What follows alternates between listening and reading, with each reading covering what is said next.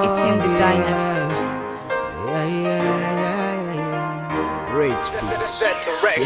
Rijasikale chibwenzi chathu chayambapo koma mwaka nthawi ikochepa komweka zobwelo wakundika mbepo eya adaliwe kumaipasa moto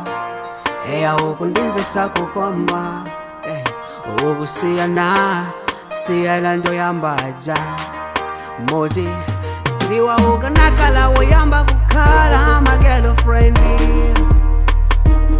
sibwenzi lelo nino ntima nkumati ndili ndima exi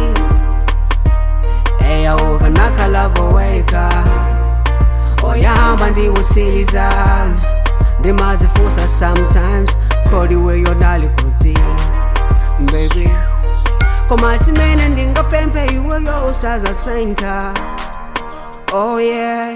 mami kundipasa chikondi iweyo usazaleka saizi yomwe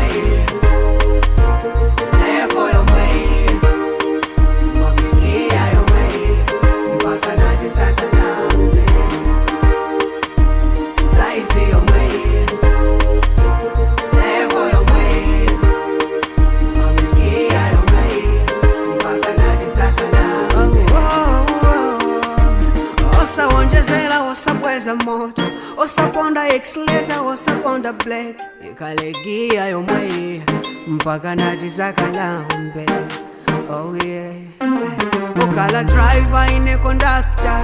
basi ya awili anthu awili basi opanda wina woti sokondeza isizomvera mvera moti ziwa ukanakala woyamba kukhala ma-girlfriend